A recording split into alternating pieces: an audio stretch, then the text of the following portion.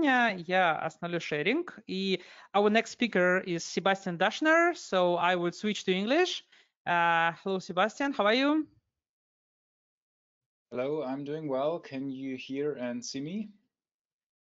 Yeah, we can hear and see you and make you a presenter. So now you may share with us. Yeah. All right. Yeah. Then let's switch to English. Всем привет.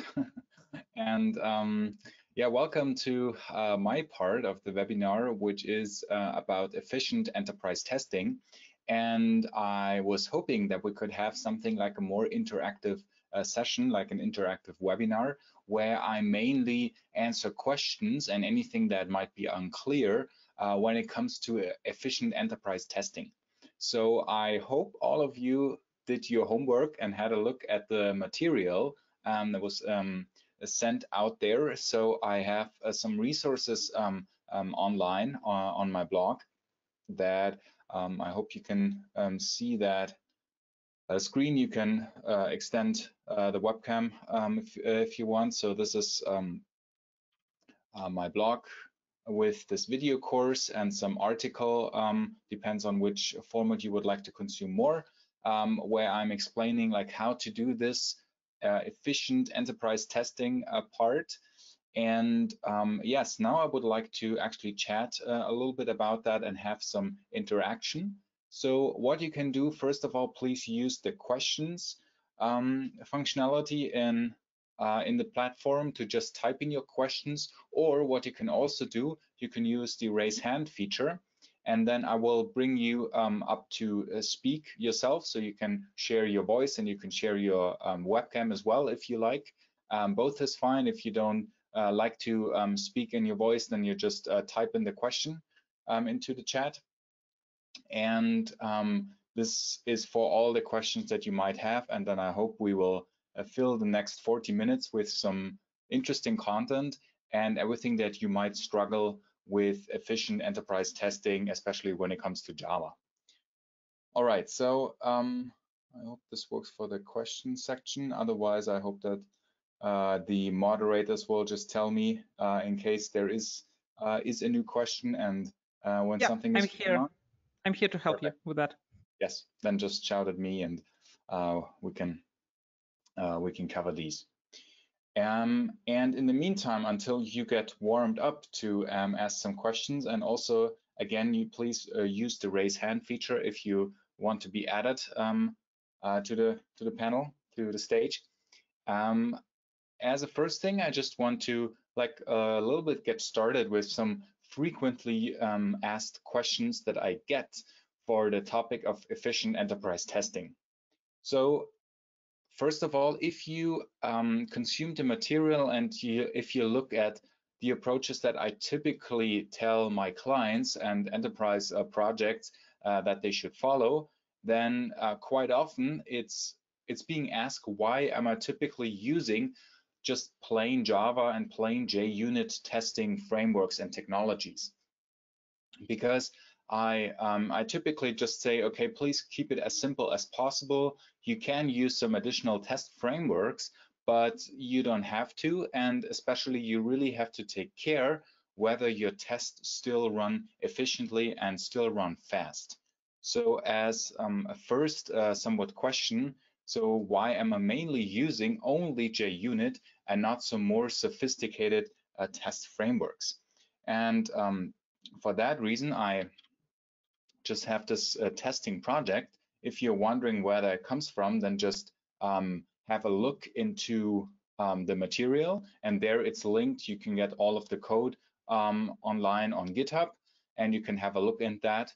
This project is actually, it's using some enterprise Java technology. In the beginning, it was using Open Liberty with some application server. Now it's being migrated to Quarkus, which is an interesting technology. We could talk about that as well if you have some questions there.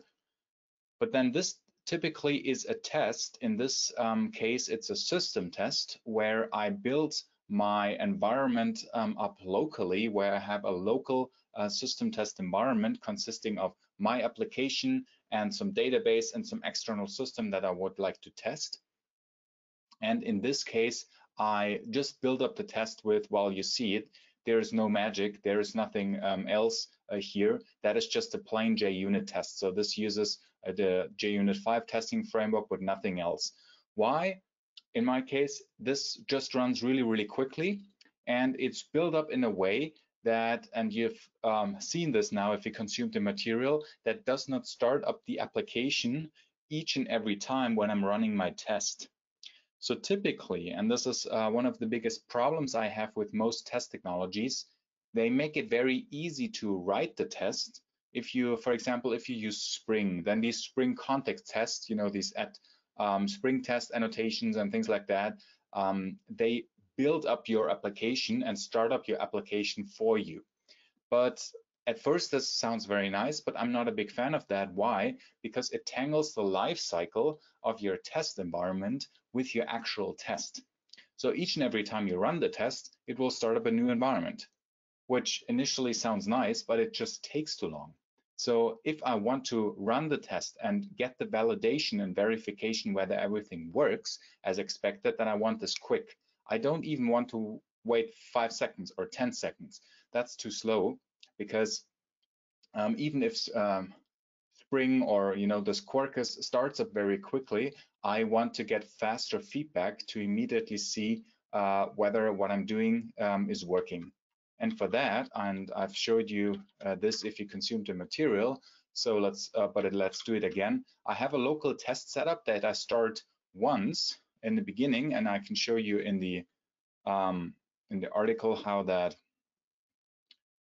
looks on a diagram. So for example, here are some code level tests, and what I'm doing right now, these are some system tests where in my case I have an application, this is here in the middle, which I want to verify whether it works correctly. This is the application under test, and this consumes a database and connects to an external system. Now the external system will be mocked, and the system test can control and verify whether everything works here correctly, and still I can run these tests, and that is just local. Everything runs locally in a Docker container, but I can run these tests very, very quickly. And this is, I think, the best setup you can do for a local development environment. Why? Because I get very fast feedback. So if I do code level tests, you know, like just plain unit tests, that's always easy, right? Because everything is on a code level. I just, you know, run my test and I get quick verification. But the problem with these system tests is, or the challenge is, that if I restart and redeploy my application, this takes time. And even if it's just 5 seconds or 10 seconds, that's too slow for really fast feedback. Do not get distracted.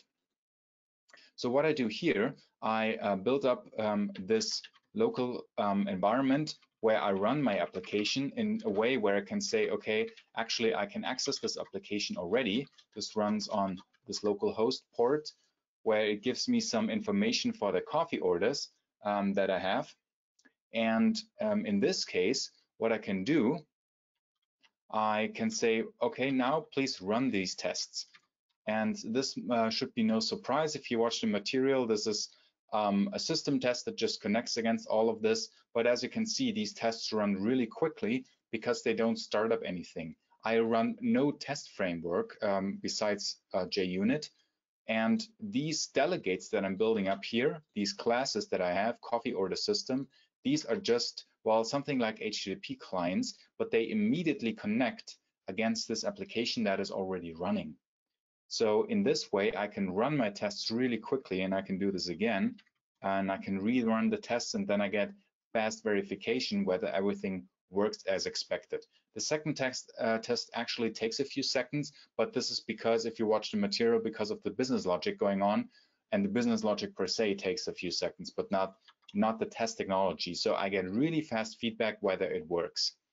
And in the second way, to make my system tests a little bit more efficient, I start my application in a hot redeployment mode where I can have a development mode where it listens for some changes and then immediately compiles them under the hood. So what I can do, I can, for example, say, okay, actually I want to change something here in the output in my application, in the production code, basically, which runs locally here. So I just can say, okay, please, add something like hello world. And then what it does, it listens for these file changes. This script that I'm running, this uses the Quarkus development mode of this Quarkus technology. And then I can add something, like hello world or hi world. And then I see the changes immediately being reflected because my application is being reloaded on the fly. And in the same way, I can rerun my tests and still get the fast feedback. So in order to answer the question, why am I using just, such basic test technology is, well, because I want to separate these life cycles from test and the test environment. And this gives me a fast feedback because my test environment is not being restarted. It just runs the whole time. And it has this hot redeploy mode where we can just make sure that everything works very, very quickly here.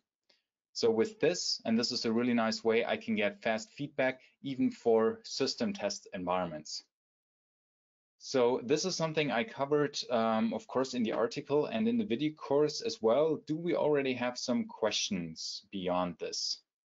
So this is at the moment. Yeah, at the moment we have only one question. We have only one question from the guy. He's interested how you put your picture above the lecture material. So how I do this, this is actually a video setup. I can share the material. So what I have, you can check out my blog like this. I created actually a video how I create these videos with my chroma keying setup. So the magic behind it, I have a green screen behind myself, and then I'm using some software to share my screen from the presenter computer and to show my picture as well. So this is just, nicer and quicker to watch because you can see myself in front of the content. So in order to answer your question, you can check out this this page and go to my blog or just Google for chroma keying setup and my name, and then you will find the setup. And I'm actually describing here what equipment I'm using for, like microphones and all of this, and which camera in order to get the setup. Yeah, thanks a lot for sharing that. Yeah, so guys, if you have any questions, please type them to chat in Russian or in English, like whatever. I will try to translate all your questions, even in Ukrainian. We have like a bunch of translators here. So yeah, at the moment, no more questions. Perfect. Or German if you want, I can translate that as well. Yeah, if you prefer. All right. So yes, that is a quick one question. One more question. Sorry, before you start, we have one more question. So yeah, how do you clean environment between tests? Say again, what do clean environment? Question, yeah, how do you clean environment between tests? Oh, that's a good question. So it depends what your business use case is, because ideally I would not clean the environment between tests. So for your enterprise application, typically you have something like master data, like some data that always needs to be in the database or in the application that is populated upfront in order to work properly. And then typically when you build up a test environment, you say, okay, this data needs to be in the database, but that's easy. You can just set it up with init scripts. But then typically I do not clean the database or the state in between the tests on purpose, because if you think of it from a real world perspective, then in your real world system tests, you would in your real world production, you would also not, like clean the database or say, now you user go to my application, now you user go, afterwards, and it's also not like that. So the production life is also, very chaotic, and you don't say, okay, which test runs in which order, or which business use case runs in which order. So for this reason, your tests should be idempotent, that they don't affect each other regardless in which order they run. So what I do, I typically cut the test scenarios in such a way that you say, if you have one test scenario, it should be idempotent and it should be isolated to say, okay, if you want to test for coffee orders, then please create the orders first that you need to, modify, and then modify the order, and then just, let it be there. And if you run a new test, you create a new order that is only used in this test. You can clean up afterwards, after the test, what you just created. So what I would do if for some reason you have to clean up the data because of some restrictions or resource limitations, then I would clean the data immediately after your test. And I would use also some test code like in Java. So then I would use something like JUnit after each method to say, okay, after you created this and it worked, then just delete it again, but within the same test. So then the tests stay isolated and you don't have to, it's not like you're sharing state. This is really bad because then very quickly you will be confused and nothing, works, or your tests only work if you run them in a certain order. And this is in general, I would say, a bad practice, because then you're assuming that, you have to follow an exact step. On the it's quite the opposite. Actually, what I would do, I would say, please randomly shuffle the tests on purpose, because then if some, permutation fails, then either there is, something wrong with the application that you share some state, or your tests are somewhat flaky, or, they leak some abstractions. And then this should be considered as well. So ideally your tests are idempotent, and then it either doesn't matter and you just leave the data and afterwards they're cleared after you shut down the environment, or you say you always delete everything that you create within one test after you tested successfully. But that depends. If you don't have to care, I just would not care and just leave the data as is if that works. It's like the best answer for how do you clean environment? I don't clean environment, so I think it's the best answer for this question. Okay, no more questions at the moment. Perfect. Yes, so this is about system tests, and especially how to build them up effectively. And I think this is probably already one of the most important takeaways of what I would like to share about efficient testing, that in general, you should always care to build up a local development environment that gives you really, really fast feedback while you're coding, while you are developing, because otherwise you're just out of this flow experience, right? You want to write some code and then you want to try it out. You want to get the verification whether everything works. And then you just have to wait 5 seconds or 10 seconds or 20 seconds. And then, we're humans, we get distracted. And then I check my emails and check Slack. And then, you're out of that flow experience and you switch the context, which is bad. You should stay focused, and your workflow should give you really fast feedback in order to do so. So that is a really important point. The same is true for code level tests. And I shared something there, of course, as well. So if you checked out the material, and this is, for example, these are what I call use case tests. This is, I think, a quite interesting approach to say you want to build up your code level tests without having an additional test framework that simulates and builds up your application context.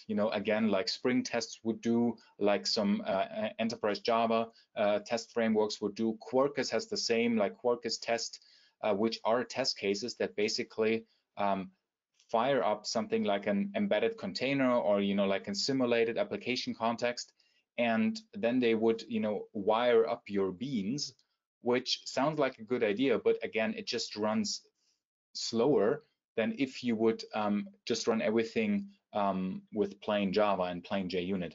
So what I do instead, and you can check this out in the material, it looks a little bit confusing at first, but basically what I do, I build up test doubles for each and every component. Now it's a code level component that is included in the test scope here, and that extends a component of the production scope. Why? Because then all of the wiring and mocking logic resides in the individual test doubles, which I can reuse. So in this case, I, for example, have some, where is it, like something that I think call use case tests, yes. So where I have a test class here, where then I say, okay, I have a test double for a coffee shop. This is just a class, and the order processor, this is another class. And then in my test, and this is only test scope code, I just wire them up together and my test looks very clear. If I don't do this, if I typically use something like Mockito tests or something like that, then in my test class, I always have a lot of, like mocking logic, where I say, okay, I can inject some mocks. This is very convenient. But then in my code, I have to say, okay, when, I hit up this method, then please return with these data. And when, in this case, then return with these data, and so on and so forth. What I do instead, I use delegation and abstraction layers to say, okay, in my test case, I don't care. I don't want to have this. I want to outsource this to these reusable components that are called test double. And the test double already has this when and then logic inside. And I create methods that are readable from a domain perspective, that have a descriptive name, something like answer for unfinished orders or verify for this process, and so on and so forth. And then it already verifies it on a lower level with the correct logic and with everything that I need to verify here correctly. And my use case test then is very clear and very readable. I say, okay, please, do this, and then verify. And that's again this test code logic, which then just gives me a clear readable test and outsources all of that logic into a reusable component. So again, this test double component extends my actual production use case bean and just adds something that I need for my test scope. So this is nothing new. This is just like delegation and abstraction layers, like clean code, all of these principles that you usually would use in production code, but now it's applied for test code as well. And it's not only allowed, it's actually a good idea to do so, to also care about your test code quality and to build up, like proper abstraction layers and delegation, because then you will come up with much more readable and maintainable code. And also as a bonus side effect, you can have code that runs without an additional test technology. So I don't have any, like run with annotation here or any other test runner. This is just plain JUnit.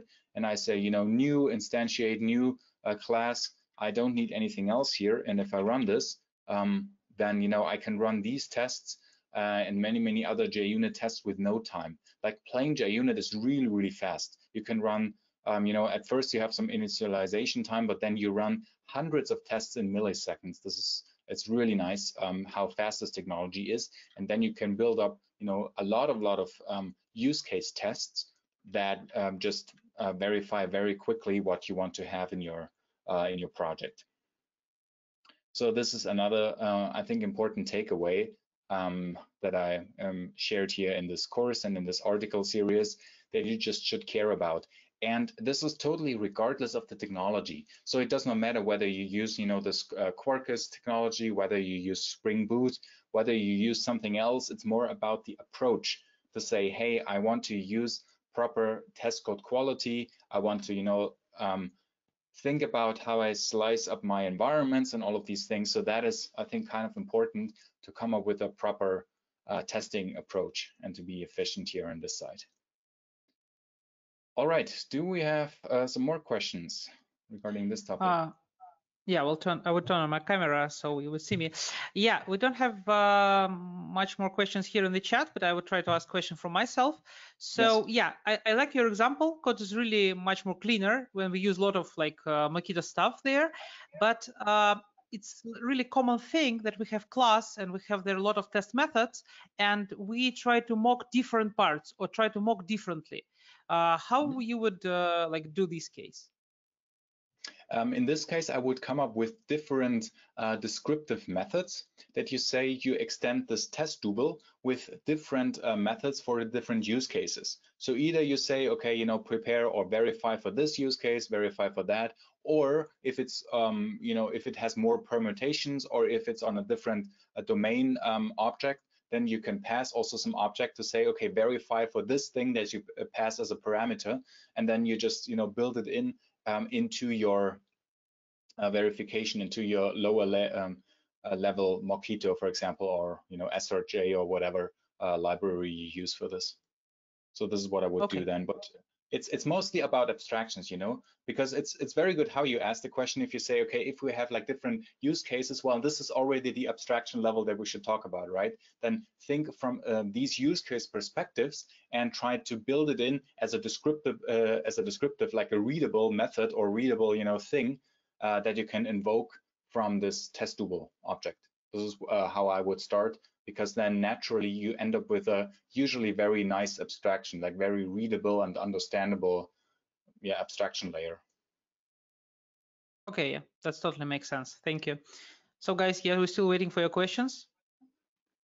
Don't be shy. Exactly. You can also raise hand and then we invite you up on the stage if you would like to. Yes, otherwise I will just share another thing, because I think we may go forward. Yes, because what I sometimes get asked is like, hey, this local system test setup, and you know, you have a sophisticated setup that you can do locally, where I usually say, okay, you know, Docker containers help you a lot. You can have Docker Compose if that's easier for you, or you can even set up a local Kubernetes cluster, or even a local OpenShift cluster, or you know, something that is very similar to your production environment. But then the question is typically, doesn't it collide to build up a more sophisticated environment locally that I use for tests with my CI/CD pipeline that I also should have in a DevOps environment, right? So where is, you know, don't I do like multiple efforts? Am I not reinventing the wheel if I test something locally and then I test the same thing on the CI/CD environment or not? Or what is the deal here? And from my experience, I would say it does not collide with a CI/CD approach. It's more like additive to it, because what you save yourself and your colleagues, you save yourself a lot of time and you save your colleagues a lot of energy if you can verify things locally already. So if you have a dedicated environment, either a local environment or even your own, you know, test environment somewhere, where you can very quickly get the feedback whether something works, not only from a code level, but also from a deployed application level, right? So you deploy the application, you configure it correctly, you add some external backends and whatever. And on this level, if you can already verify whether it works, then you save yourself a lot of time if you later do git push and your pipeline just runs through and works. Or there's a high probability that it works because all of the small stupid mistakes you already found locally. Because otherwise what typically happens if you say, okay, you test the integration to something that you can only test on a dedicated environment, then you do git push and then, you know, it does not work, of course, and then everything breaks and all of your colleagues get notified, oh, red build, Sebastian just broke the builds. And everybody knocks on my door and says, hey, why you broke the build? You know, what is going on? Nie работает. And then, you know, yeah, it's just, you have to find a lot of justifications and say, okay, sorry, I have to try again, git push again, didn't work again, git push again, right? Like all of these typical commits, try to fix build, oh, sorry, didn't work, try again to fix build. And if you have something where you can, at least from an end-to-end perspective, verify a lot of things locally already or in a local environment already without letting the pipeline run, then it saves a lot of time and effort because it's also faster. You have a much faster turnaround. And for the double efforts, I can say, if you build up your system tests in a way that you separate the test lifecycle from the test environment lifecycle, you can actually reuse the tests and test against another environment with the same tests. So this means that you, for example, if I have my test component here, and not this one, the system test. So the system test, which uses this coffee order system. So this test does not do much. It just says, oh, you know, create a new coffee order and then verify, blah, blah, blah. And now in the system test, I can actually say, hey, read this property, read the domain or the address from the configuration, and either go to localhost or I set this property. And this is what I do on my CI/CD environment. I actually run the same test, but not against, you know, localhost, because there's nothing on localhost in Jenkins or whatever, but the actual test environment. So ideally, you slice and you build up your tests in such a way that you can reuse the same test scenarios, so you're not rewriting code, but just with a different configuration where you say, okay, don't do it locally, but connect against something else. And this works if you have the separation of test and test environment. If this test would try to, do some deployment locally, then on your CI/CD pipeline it fails, and then this does not work, and you could not reuse the same tests. You have to write a new test. But if you separate it in this way, then you just say, hey, everything is just plain Java. This will certainly work. And in my case, I just connect against something else because I'm not touching the environment in my test class. That's not the responsibility of the test to fire up environments, but just to connect against something that is already running. And in your CI/CD pipeline, before you run the test, you actually build up the environment. And then, you do Kubernetes deploy or OpenShift or something. And then in the system test, you connect to this that is already has been deployed before. And in this way, you actually reusing your system test, the same test that you run locally. So again, there's a high probability that it will work because locally you already tested it. Well, it was deployed differently, but there's a high chance that it will work because it's very similar. And the last errors, this last like 0.something%, you will find on the CI/CD pipeline. And only in these cases, then the build breaks. And you see, you can check out what's going on. But I think this is a very nice combination because then while you are developing, you have a very, very fast turnaround time by having these local development workflows. And then after you're pretty sure that it works, you can say, okay, commit, git push, and then, your CI/CD pipeline will run. And then there you will see, okay, does it actually work on an environment that is very close to production, or even, if you do some production tests as well, then you are very certain that it works. And in the cases where it doesn't work, then this probability is so low that it does not, happen all the time, and you save yourself a lot of time and you save your colleagues a lot of efforts. So I think this really makes sense. And this is then somewhat the combination of having these local workflows versus a CI/CD pipeline. And I think both is very important for an efficient way to build up enterprise applications. All right, so for this topic, do we have some questions here? We have one question. I'm not sure that it's related to this topic, but just like it's related in general. Could you give us some advice regarding different ways to store test data, like Java code, hard-coded enums, XML, JSONs, even SQL? Yes, some advice. How to say? So there are different, I would say, categories to think in. So first of all, the category, what are the developers familiar with, right? Like, are the developers like super familiar with writing SQL code? Is it more like a lot of like domain experts or less technical people have to define things as well? So it should be in a more human readable format for all of your test data, or maybe it's a very complex data, like complex objects with hundreds of properties and nested hierarchical structures. Then for example, it might make sense to do this in Java code. So I would always judge it from a perspective, what is easy to define for you as a team? So what, from a technology, what are the people in your team familiar with? Then how easy is it to set it up? For example, if you run these scripts to run locally, is it easy to include this SQL file into your database and pre-populate the database and stuff like that? And how complex is the data? So what really helps if you have very complex data with a lot of properties and hierarchical structures is to define it as code, for example, in Java code, and then just, fire it up in the beginning once you start the environment. Why? Because in code, you can build up abstractions and say, okay, like test customer or test order, and then the test order could be a method with the 200 properties, and then you don't have this table or SQL code with the 200 properties all the time. And if you want to have another test customer, then copy paste everything. So this would be bad. So in code you can build up abstractions, which is really nice. Other than that, well, it depends what actually feels the most efficient. So I don't have a general answer, because in my projects I use all approaches. It really just depends on the situation. I've used approaches with, like SQL files, with Cypher files, if you have a graph database, and then just, fire them up in the beginning.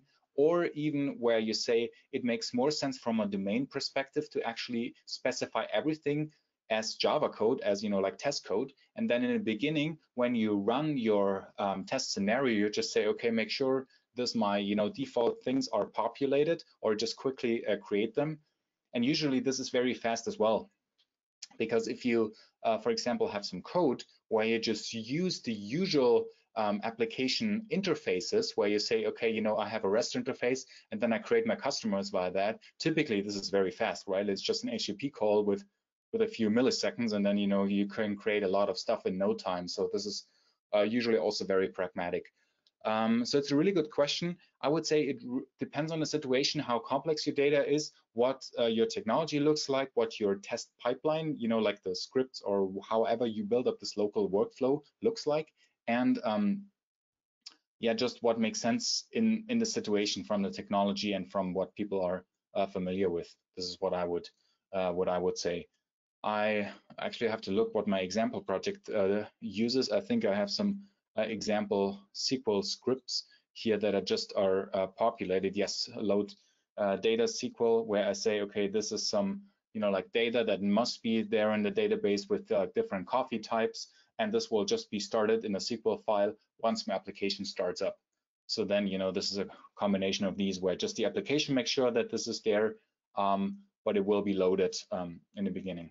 So this is what I'm using here, but then it depends. Also, it depends on the level of abstraction, like I said before. So in code, you can do a lot of things, with high levels of abstractions, and sometimes also this is helpful. Wait a second, I have a better example here even, where this is Cucumber for something like BDD and human readable definitions.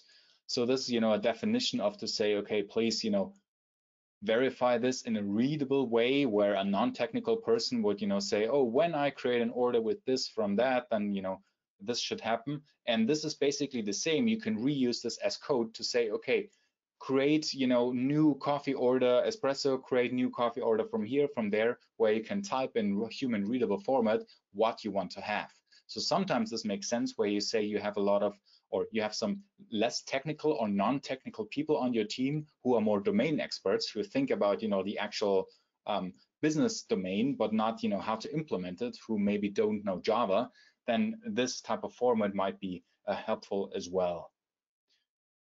So I think that was this is pretty much how I would look at this topic. But it's a really good question. It's a really good thing to think about, and it's non-trivial to actually manage test data, because in a non-trivial project this can become quite complex. So it really makes sense to think about something and maybe to build up some abstractions if you have a more complex test data setup. Thank you very much for the answer. I think it was pretty clear, and we don't have more questions at the moment. Mm-hmm. Okay, and then since we just started on this Cucumber, let me say a few words about this as well, because this is one test technology where I sometimes, this is more than just JUnit. This runs the tests in, like a Cucumber test run with Cucumber. What this is, it's basically a more abstract way for a business use case test, where I say, okay, validate these coffee orders, create, if this order from that type, will be created, then it's valid. If this from, Germany has no coffee, then it will be rejected. And this is just a little bit more, human readable. So sometimes I got asked, okay, should we use something like, Cucumber for our business experts who are non-technical, maybe, right? So this reads very nicely. You can read it and write it as a human.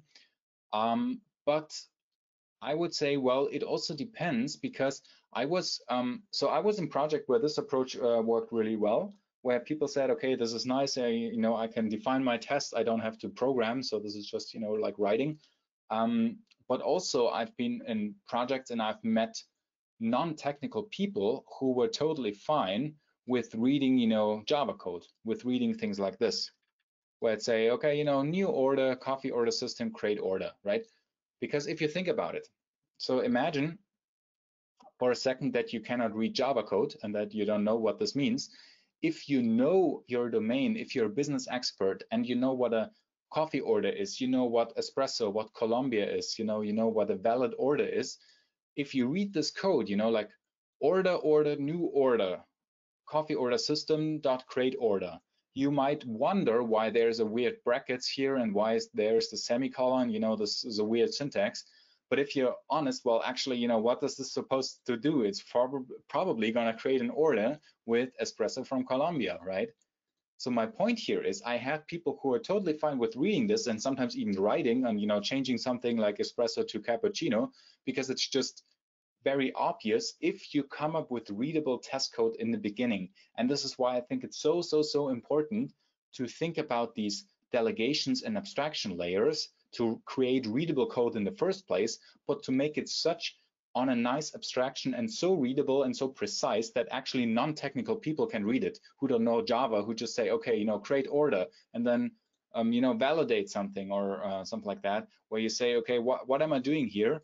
Where if you build it up on a nice way, where it's actually readable and people can use it, even if they don't program. And then in this case, you don't even need such an example where you say it's almost the same. It's just, like different syntax. So I think this was quite an interesting thing to find out, to say, okay, you don't even need such a technology if you use a proper test code quality. And I think that's an important thing to think about. Yeah, thank you very much for this mention. I also have just the same question. We had a podcast recently with Anna Chernysova. She's also from EPAM and she was a speaker on Heisenberg. And I asked her a question like, why you use Cucumber if you may just write readable tests? She said that there is always a person on the project who don't want to read Java. Okay, we have a question in our chat, by the way. Okay, from what I will just read it. From what I can see, you don't use given keyword in your Cucumber tests. May I ask you why? Is it something common and hard-coded in the code? It depends. In this test, I did not need a given test code because a keyword, because my use case just were, there is no given. A given is just like, the default state of the system. So there was no given, which usually would be something like, given user is logged in, or given, default coffee types in my case, but simply because there was no need in this particular test code. So yes, if you need or if you want a given there as well, sure. It's it has nothing to do with best practice. This was just the nature of this use case. But in general, I'm not the biggest. Well, fan is the wrong word. I don't see the huge need to always say given when test, because sometimes I have more than one given or more things that I would like to assert or something like that. So I know people who are very strict with saying, okay, it needs to be in this structure, given when then, things like that. But for me, it's more like, okay, try to be pragmatic. What do I want to validate, and what do I have in my test scenario? So think of this scenario first, ideally in a very abstract term, like on paper or in code comments without any Java code or any Cucumber code in this case, or Gherkin syntax. But on a very abstract level, and say, okay, what do I need for my test scenario here? And then build your tests in this case, and whether they follow a specific structure or not, I personally really don't care. So it's more important that you come up with proper code quality and readable tests, I would say. Yeah, thank you very much for the answer. We have nearly around 1 minute left.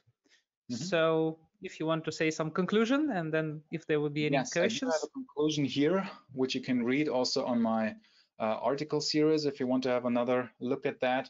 It's basically, I really say favor simple test technology with well-crafted test code. This is the most important thing. If you have a proper test code quality, proper abstraction, proper delegation, you don't need necessarily a fancy test framework. But on the other way around, if you have a fancy test framework, it will help you nothing if your test code is not readable and not maintainable. Then the best test framework will not save you. So this is more important. And yeah, about additional test runners and especially additional test technology. Try to avoid them as much as possible or limit them where you really don't need them in most cases, like with some examples that I showed, and especially separate the life cycles. Why? Because you will come up with test scenarios that are more efficient because they just run faster. They don't have to set up stuff each and every time. And you know, the rest is basically, you know, try to come up with a local test development and a development workflow where you get really, really fast feedback. Why? Because then you can stay in this development flow experience and really get immediate feedback and see whether your stuff works while staying in a local development environment before later on you push to your CI/CD pipeline in order to advance with the deployment. I think these are somewhat the main important points to come up with an efficient test code and test suite for your enterprise Java projects. So yeah, thanks a lot for participating and for this quite interactive session. I hope it was helpful. I hope you enjoyed it. I did a lot. And if there's nothing else, then I would say, yeah, thanks for attending. Yeah, thank you very much, Sebastian, for your talk. I really hope it was helpful for all guys who saw it or would see it on the recording. So thank you very much, guys. If you have any questions, like we have a couple minutes for them to come. So it's your time to ask. Or of course, you may come to Sebastian later in Twitter or wherever. Yes, please feel free to reach out via Twitter or something like that, and then we can chat more about this topic.